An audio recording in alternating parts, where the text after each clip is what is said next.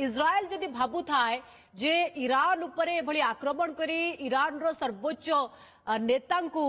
निपात करी बड़ बड़ नेता को निपात करी इज्राएल कौन पूरा सुरक्षित कि एक इज्राएल भावुची कि एवं जदि भाबु थाए यह बोधे भूल हम कि कारण प्रॉक्सी वार बोधे इज्राएल रो पिछा छाड़बनी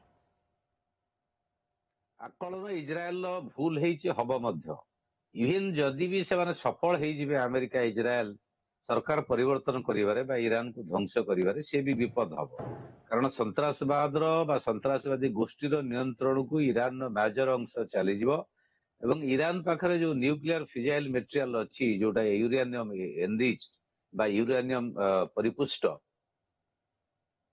रही परमाणु अस्त्र शस्त्र प्रतियोगिता केवल ईरान समग्र विश्व में बढ़ेदब कारण गोटे कथा प्रमाणित हो गला जे परमाणु शक्ति संपन्न हेले आपण तो आकलन आम कर जो प्रश्न पचार टार्गेट कौन टार्गेट हूँ गोटे आंकर सखी कंडे सरकार बसेवा किंतु ईरान रो जो प्रतिरोध जो चलिबो एटा जेहेतु दीर्घ दिन चलिबो से कथा डोनाल्ड ट्रम्प स्वीकार करिसेंती अधिक अधिक अमेरिका सैन्य मृत्युवरण करिवे जे कारण युद्ध चलिबो बेसी दिन एवं आमे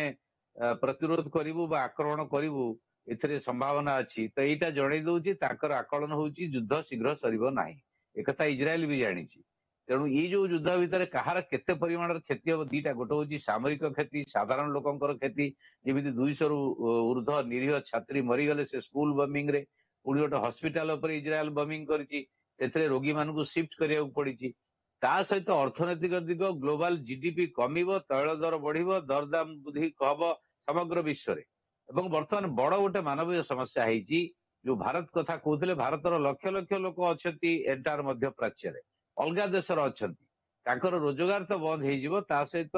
निरापत्ता बर्तमान प्रश्नवाची हो गलानी एवं ता सहित बेरुट जो लक्ष लक्ष लोक पलायन कर टोटाल गोटे ह्यूमन क्राइसिस करदब जो जातिसंघ निरापत्ता परिषद जो आलोचना है चीन रशिया तीव्र समालोचना कले अमेरिका शुणला ना तेणु ये गोटे आंतर्जातिक जो व्यवस्था नियम अनुसार चलो प्रत्येक सार्वभौम राष्ट्र अन्य सार्वभौम राष्ट्र को सम्मान दब ये व्यवस्था को अमेरिका इज्राएल एवं ईरान लड़ू नाहंती जदि देखिबा केवल यही तीनिटी देश दे प्रभावित हेबे क्षति घटिबो सेमानकर से कथा नुहे जहां आपण कहउछंती जे पूरा विश्व को भोगिबा को पड़िबो कारण स्ट्रेट ऑफ हॉर्मुज बंद हेबा परे जेमति आपण कहले जे अशोधित तैल दर बढ़िबा मध्ये आरंभ कलानी तो जो इकोनॉमिक इंपैक्ट विश्व उपरे पड़िबा को जाउछि याकू आपण केमती देखुछंती एवं केते दिन पर्यंत स्थिति रहिबो बा भोगिबा को पड़िबो एवं भारत खास करी केते प्रभावित हबो प्रथम विश्वव्यापी प्रभाव जोटा आम ऑलरेडी शेयर मार्केट डाउन हो गला आज सकाळू ता सहित तेल रेट कंचा तैल अशोधित तैल तेल रेट बढ़ीगला 13%। बर्तमान जदि बेसी दिन चलो यहाँ कंटिन्यूअसली चलो खाली हरमुज प्रणाली नुहे अलग जो राष्ट्र माने पैसा आदाय करते पैसा पाउले तो सप्लाई चेन बंद हो गला पैसा पाइबे से प्रभावित हो तो ग्लोबल जीडीपी एम्प्लॉयमेंट माइग्रेशन ये सब गुड़िक प्रभावित हो कारण एंटायर मध्य प्राच्य बर्तमान फ्लाइट बंद मार्च 3 तारिख पर्यंत तेणु फ्लाइट जो बंद हो गला लोक मुवमेंट बंद हो गला ये आहरी तीव्र समस्या हम भारत परिप्रेक्षी जो देखा भारत अनेक लोक ईरान में काम कर समान एंटायर मध्य प्राच्य अच्छा तेणु से जीविका एपर्यंत प्रभावित होनी काम नॉर्मल अच्छी कि बाहर को मुवमेंट करूना सरकारी गाइडलाइन निरापत्ता जेहेतु बारंबार विभिन्न जगह आक्रमण होउची आक्रमण होवार संभावना अच्छी तेणु से बाहर को न बाहर काम करें काम न कले